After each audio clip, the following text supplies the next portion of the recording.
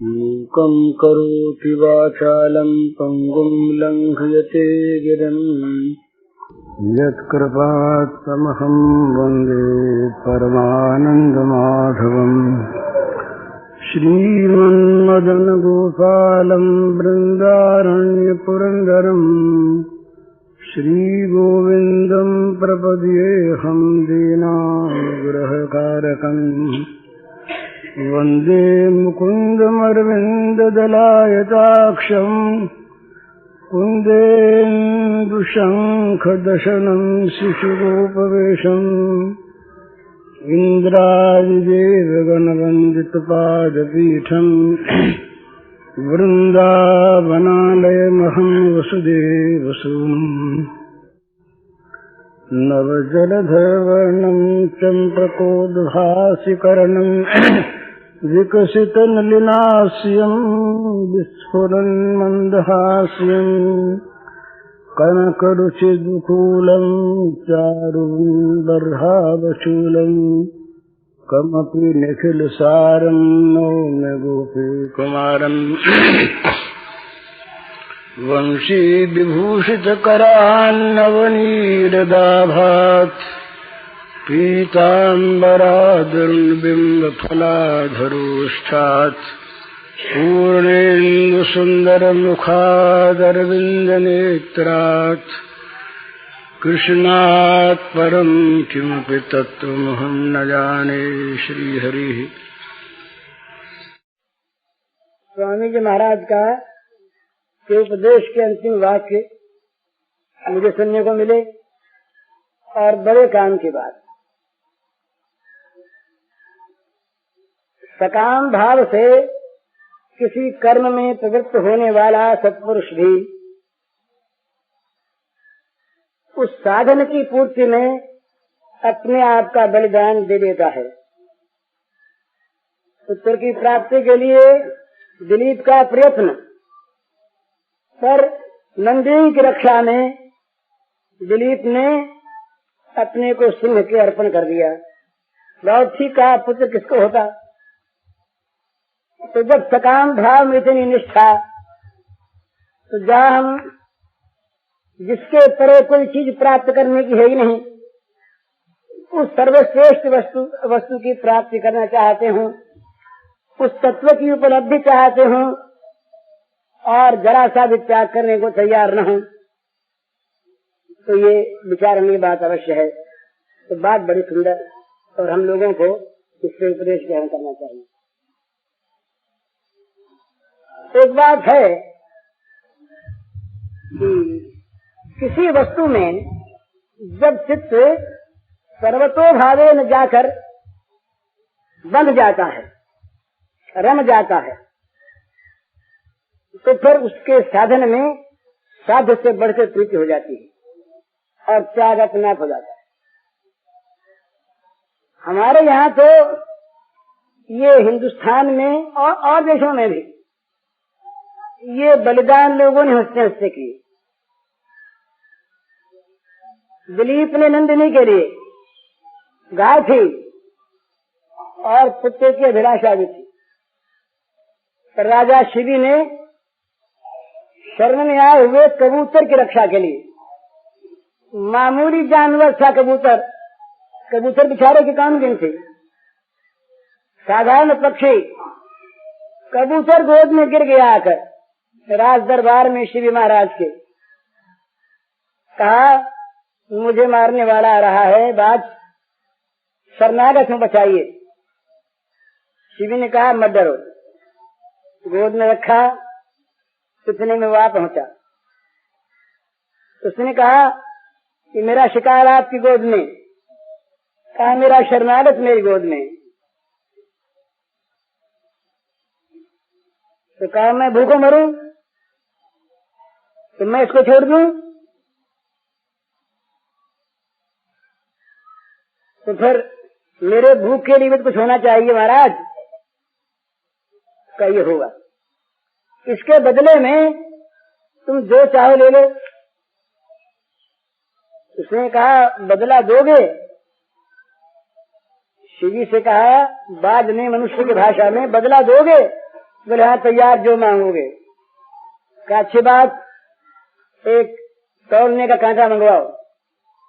मंगवाया गया, लगा दो, यहीं पर लगा दिया गया, राज दरबार में कांटा लगा दिया गया।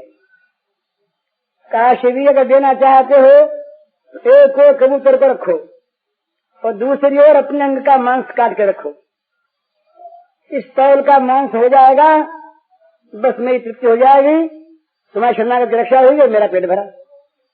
तैयारी हो गई। शिवी ने मांस काटना शुरू किया अपना, तो कबूतर का पलड़ा तो नीचे रहा। काटते काटते जब अंग काटने योग्य नहीं रहे, स्वयं बैठने लगा, बस साधना पूरी हो गई, बलिदान पूरा हो गया, धर्मराज प्रकट हो गए। तो ये जहाँ साध्य में अनन्य ममता हो जाती है, उसको प्राप्त करना ही है, उसके लिए सब कुछ करना है, वहाँ उसकी प्राप्ति का साधन इतना प्रिय हो जाता है। इसीलिए तो धर्म के हमारे ये आज ये अकाली अलग हो रहे हैं। पर गुरु गोविंद सिंह के बच्चों ने दीवाल में अपने को चिनवा दिया, जीते जी, कोई मामूली बात है। मरुध्वज के लड़के ने और उसकी रानी ने मरुध्वज को चीर डाला, मामूली बात है। पर ये जो त्याग हैं, ये त्याग साध्य में प्रेम होने पर अपने आप होते हैं। पर इससे अधिक त्याग एक और है। ये एक महात्मा आए थे हमारे, जब हम लोग ये राजनीतिक काम करते थे, उस समय के बाद एक मद्रासी महात्मा थे, वो हमारी समिति में आया करते थे, बड़े अच्छे विद्वान। उनके बाद मुझे अब तक याद है, उन्होंने एक दिन हम लोगों में उस समय था मरणोन्माद, सोचते थे फांसी अपने को कब होगी, ये सोचा करते थे कि अपने को फांसी कब होगी। ये उस समय के राजनीतिक, बंगाल के राजनीतिक युग में वो मरण का भय तो था ही नहीं, मरणोन्माद था, उसको मरणोन्माद कहते हैं। मरणोन्माद ये कभी कभी व्यक्तियों में, समाज में, राष्ट्र में आया करता है। रूस जापान युद्ध के पहले युद्ध में, पहले युद्ध की बात है, एक माँ ने आत्महत्या कर ली। आत्महत्या बहुत बुरी चीज, आत्महत्या का समर्थन मैं नहीं कर रहा, साफ। पर उसके एक बेटा था और वो उस बेटे को जापान के एक तरुण को देश के लिए मर जाना आवश्यक था। वो युवक चाहता था मरूं, पर माता को देखता था, बूढ़ी को, तब चुप रह जाता था। माता को पता लगा कि मेरा बेटा देश के काम नहीं आ रहा है। बूढ़ी माता ने आत्महत्या कर ली, चिट्ठी लिखी कमांडर इन चीफ को कि मेरा पुत्र देश के काम में आवे, इसमें मैं बाधक थी, मैं अलग हट रही हूँ, आप मेरे पुत्र को स्वीकार करें और सबसे पहले जो मृत्यु का मुकाम हो उसे वहाँ भेज दें, उसका जीवन धन्य हो जाए। ये ऐतिहासिक घटना है। पोर्ट अर्थर में उस समय ये सबमरीन्स नहीं थे, पनडुब्बियां नहीं थी, उस समय आजकल वाले ये रॉकेट्स नहीं थे, हवाई जहाज नहीं थे। एक जहाज को डुबोकर रूसियों के जहाज का रास्ता रोकना था। रूसियों का जहाज आ न जाए घाट पर, दूर रहे, बहुत दूर, इसलिए अपने जहाज को डुबो के रास्ता रोकना था। जहाज को डुबोने के लिए 200 आदमियों की आवश्यकता थी, 200 तरुण जहाज में साथ डूब जाए, जरूरत थी। सेनापति ने दरखास्त मांगी आज्ञा नहीं दी दूसरे आदमी मुकुम आ जाओ, नहीं, दरखास्तें मांगी कि कौन कौन देश के लिए मरना चाहता है, आ जाओ। 3000 दरखास्तें आई और उनमें लोगों ने, नौजवानों ने खून से, अपने खून से लिख लिख के दरखास्तें दी, हम मरने को तैयार देश के लिए। ये मुझे याद है अपने साथियों की बात। कलकत्ते से एक पत्र निकलता था युगांतर बंगला में, उस पत्र के लिए ही सबसे पहले प्रेस एक्ट बना। प्रेस एक्ट पहले नहीं था अंग्रेजों के जमाने में। प्रेस एक्ट ये ईयर है 1910 और 9 इस अंदाज के बाद युगांतर निकलता था, साप्ताहिक पत्र था और युगांतर की भाषा में अग्नि रहती थी। ये अनुभव है मेरा। युगांतर को पढ़ते पढ़ते पढ़ने वाले का खून खोल उठता था। न मालूम भाषा में क्या, इसीलिए 4 नौ के गीत और ये जो जाओ बाजे, ये वीरों को उत्तेजन देने वाले, मैं तो समझता नहीं, आप समझते होंगे, क्षत्रिय हैं, मुझे पता नहीं। तो ये चीज युगांतर, जलुग विप्लव नवरे भसोक राक्षसी स्वर्णलंकापुरी, ये उसकी भाषा थी बंगला। तो हम लोग नौजवान लड़के कुछ करते कराते थे। तो उस समय युगांतर में हर सप्ताह एक आवश्यकता होती थी प्रिंटर की, जो जेल जाए, क्योंकि वह हर सप्ताह निकलता और निकलते ही प्रिंटर पका जाता, कैसे उसमें लिख रहे थे। तो हर सप्ताह एक आदमी की आवश्यकता। तो विज्ञापन दिया गया, हमें प्रिंटर चाहिए। पैसे के लिए नौकरी वाले प्रिंटर नहीं, खून देने वाले, जेल जाने वाले प्रिंटर। हजारों दरखास्तें आ गई, किसको लिया जाए। फिर ये कहा गया कि अपने खून से लिख करके जो दरखास्त दे उसको लिया जाएगा। इतनी दरखास्तें आ गई कि पता नहीं अब उसमें से किसको ने। तो चिट्ठियां डाली गई, जिसे का नाम आ जाए वो लिया जाए। ये चीज तो उस जमाने में हम लोगों के ये मन में आया करती थी कि भाई हमको फांसी कब जल्दी होगी। ऐसी बात, विवेक नहीं था, जोश था, पर मन में ऐसा आता था। हम लोग बात करते थे कब फांसी होगी, अपने को कब फांसी हो, कब देश के लिए फांसी हो जाए, इस तरह की बात मन में आया करती थी। तो एक महात्मा आया करते थे हम लोगों के पास, वो मद्रासी थे। उन्होंने एक बात एक दिन कही, बड़ी अच्छी लगी, वो मुझे अब तक याद है। उन्होंने कहा, भाई मरना एक बार में होता है और मरना एक क्षण में होता है, उसमें तुमने क्या क्या किया। बड़ी ऊंची बात थी। जोश में आए, अरे यूं ही हादसे होती, मृत्यु हो जाती है, होता क्या उसमें। तुम जोश में आके देश के लिए मर गए बस, हुआ क्या। अपने जीवन के सुखों का सर्वथा त्याग करके देश के लिए जीता रहे, वो मरता है। बड़ी अच्छी बात कही उसने।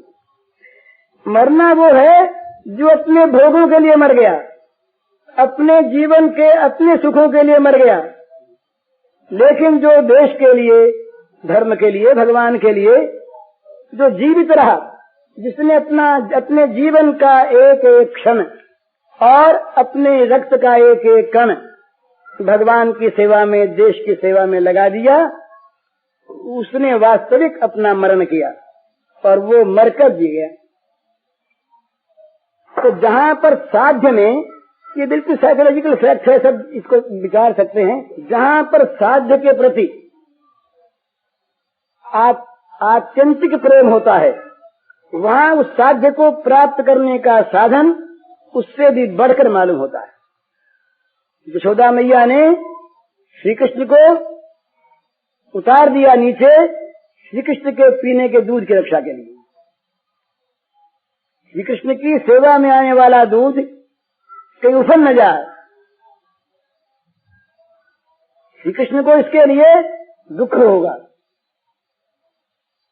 और अगर श्री कृष्ण को नहीं उतारती है नीचे गोद से, तो दूध उफल जाता है। तो श्री कृष्ण की सेवा के लिए श्री कृष्ण का भी त्याग कर दिया जाए, ये स्वीकार है, ये त्याग है। साध्य के लिए साधन के लिए साध्य का त्याग कर दिया जाए, क्योंकि साध्य को पाना है। विचित्र बात मालूम होगी, पर है ये बात। जिस पुरुष की, जिस स्त्री की, जिस साधक की, याद रखिए, अपनी साधना में साध्य से बढ़कर प्रीति नहीं है, उसकी साध्य में प्रीति नहीं है। जो थोड़े से में, चाहे थोड़े से भी प्राप्त हो जाए, पर जो पोल में ही परमात्मा को प्राप्त करना चाहते हैं, उनकी परमात्मा में निष्ठा नहीं है। चाहे वो मिलते पोल में ही हो, ये उनकी दया, उनका स्वभाव है, ये अलग चीज है। पर इसको भी इतनी तैयारी करनी है कि उस साध्य की प्राप्ति के लिए जो साधन है उसको साध्य से भी बढ़कर मानना है और उसमें अपने जीवन को होम देना है। उसकी इच्छा हो आवे, उसकी इच्छा हो ना आवे, गरज हो आवे। इसीलिए ये हमारे ब्रज के प्रेम में, अब कहाँ तो मैं वीर रस की बातें कह रहा था और कहाँ बिल्कुल उज्ज्वल रस में आ गया, पर सब में तत्व एक ही है। श्री कृष्ण के प्रेम की चर्चा हो रही हो और श्री कृष्ण के प्रेम के संबंध में प्रेमियों में प्रेमालाप चल रहा हो और श्री कृष्ण को वहां न आने देने से उस रस की वृद्धि होती हो, तो वहां रुकावट लगा दी जाती है। सखी श्याम न आने पावे, सखी श्याम न आवन पावे। पहरा बैठा दिया गया महाराज, पहरा बैठा दिया गया। सखियां बैठ गई सामने निकुंज में, श्याम सुंदर छटपटाते हैं बाहर, कहते हैं लाडली जी की आज्ञा नहीं आ सकती, नहीं आ सकती। जिनके एक क्षण के आदर्शन को सह नहीं सकती, जिनके एक क्षण का एक त्रुटि मात्र का आदर्शन उनके मुंह से ब्रह्मा को गालियां निकलवा देता है। त्रुटि युगाए थे, पक्ष के दृश्य में ये कहा, त्रुटि युगाए थे, एक एक त्रुटि युग के समान प्रतीत होती है। वो गोपांगनाएं उन प्रेम सुंदर श्री कृष्ण के प्रेमाराप की चर्चा में श्री कृष्ण का बहिष्कार कर देते, बाहर रहे। क्यों रहे? बड़ी सुंदर चीज है, इसमें श्री कृष्ण को सुख मिलेगा। ये दो पक्ष है महाराज, साधना के, प्रेम साधना के दो पक्ष होते हैं, एक वाम एक दक्षिण। ये रस का विषय है, सबके जानने का विषय नहीं है, सब जानते भी नहीं, और इसमें बड़ा नीचापन भी आ जाता है। अगर मनुष्य अगर नीचे उतरा, इसमें नीचे कहीं उतर आया, भगवान को देखना उसने बंद कर दिया और कहीं भगवान के स्थान पर भोग आ गए, तो बड़ी बुरी चीज है। इसलिए ये बड़ी जोखिम की चीज है। पर दक्षिण और वाम ये दो होते हैं इसकी, इस साधना में, इस प्रेम राज्य में दो भावों का उन्मेष होता है। तो कहीं वाम भाव में प्रेमास्पद में आनंद की स्फूर्ति होती है, कहीं दक्षिण भाव में, और प्रेमास्पद में आनंद की स्फूर्ति ही प्रेमी का साध्य है। इसलिए प्रेमास्पद की के आनंद की स्फूर्ति यदि प्रेमास्पद के बहिष्कार से होती हो, प्रेमास्पद के तिरस्कार से होती हो, तो प्रेमास्पद का बहिष्कार तिरस्कार उस प्रेमी को वांछनीय हो जाता है, अवश्य कर्तव्य हो जाता है। पर यहाँ पर भी तत्व एक ही है, वो जो साध्य है, वो जो प्रेमास्पद है, बस केवल वही सामने है और दूसरा नहीं। उसके सामने को हटाने से वो सामने रहे तो हटा देंगे, रखना उसको सामने है। कहीं कहीं ऐसा होता है कि सामने से हटाने से वो रहता है, हटा देंगे, हट जाओ सामने से, पर सामने रहो। और कई बार सामने लाने से सामने रहता है। सेवा भी करते हैं, विनती करते हैं, प्रार्थना करते हैं, सिर रगड़ते हैं, नाक रगड़ते हैं, कुछ भी करते हैं, वहां तो आ ही जाता है। तो ये बलिदान जो है ना, बलिदान त्याग, ये त्याग तो स्वाभाविक होता है जहाँ साध्य में प्रेम होता है। तो ये महाराज ने जो बात कही कि भगवत प्राप्ति तो हम चाहते हैं, पर प्रतिकूलता सह नहीं सकते, त्याग कर नहीं सकते। इसका अगर दूसरे शब्दों में कहा जाए तो ये कहा जा सकता है कि भगवान में जितना हम लोगों का प्रेम होना चाहिए, भगवान को मिलने की जितनी हमें आवश्यकता होनी चाहिए, भगवान के बिना काम नहीं चलता, इस प्रकार का जो दृढ़ भाव होना चाहिए, उसमें कहीं कमी है। महाराज, अगर कोई हमें बता दे, हमको रुपयों की बड़ी चाह हो, बड़ा लोभ हो और बड़ी आवश्यकता हो, और कोई बता दे कि इस भवन में यहाँ नीचे अमुक स्थान पर रुपया गड़ा हुआ है, उसकी बात मान ले, तो हमारी चेष्टा ये होगी जैसे कहेंगे अब की तो महाराज गर्मी बहुत पड़ रही, जल्दी समाप्त करो इसको, सब लोग जाएं। बोले तुम बोल हम कुछ दिन रहेंगे, कोई बात नहीं, जल्दी जाएं सब लोग, तो वहाँ पर गड्ढा खोद के निकालें उसको, सत्संग बंद हो जाए, कोई आपत्ति की बात नहीं, इसको सत्संग समझ आए। अब फिर क्या हम देर करेंगे? अगर जाने में देर होगी तो रात बिरात देखेंगे, तो कोई नहीं देख रहा अकेले में, तो चलो खोद डालें। चाह हो मन में प्रबल और चाह की वस्तु के न मिलने की बेचैनी न हो, ये संभव नहीं है। चाह बेचैनी पैदा करती है। हम जगत के मामूली पदार्थों को देखते हैं, किसी मामूली से मामूली चीज में जिसमें कोई हानि लाभ भी नहीं, हमने एक सुई मांगी, मामूली चीज, और देर होगी लाने में, बेचैनी हो गई मन में, गुस्सा आ गया, बड़ा क्यों, अरे क्या भी करता था, सुई ना आई सही।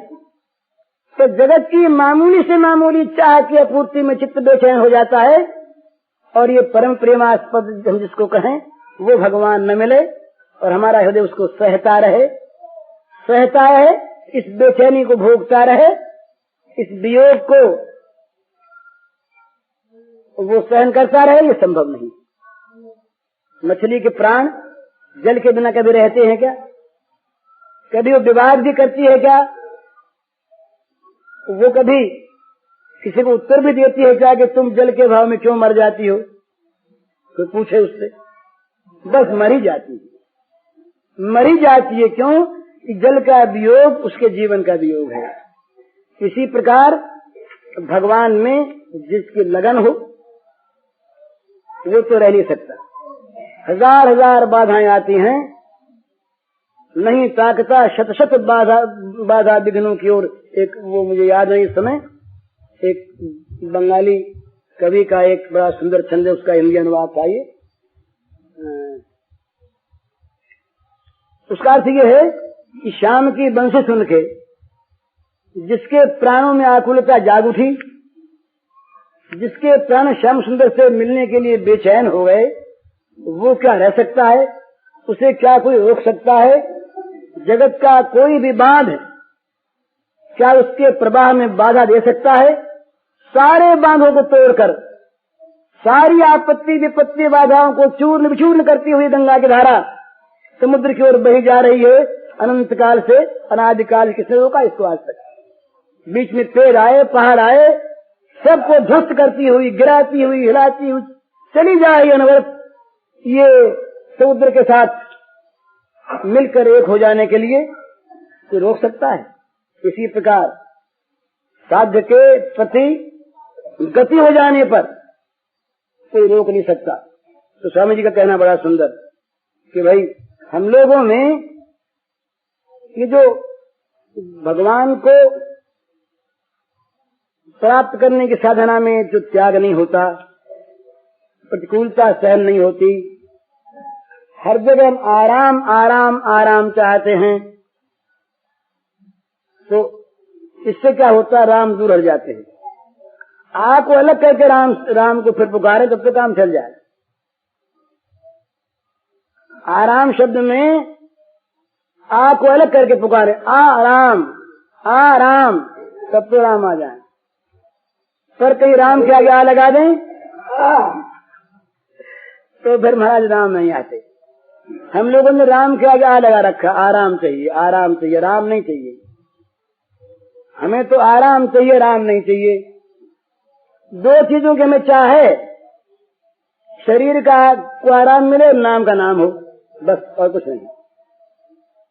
हमारा सारा कर्तव्य पूरा हो जाता है इन दो बातों में। नाम का नाम हो, हमारा नाम इतिहास में अमर रहे। अरे किसका नाम अमर रहेगा? माँ के पेट में जब नहीं थे तो तुम्हारा क्या नाम था बताओ जरा, किसका नाम अमर रहेगा? पर हमें लोग अच्छा कहें, हम कौन नाम कहीं अपने नाम की तारीफ सुन ली, फूल गए। और शरीर ये 5 भौतिक पिंड कहीं भी गिरेगा, इसकी तो कौन गति है ये, पर इसके आराम की बड़ी चिंता, नाम की बड़ी चिंता, तब राम की चिंता कहाँ से?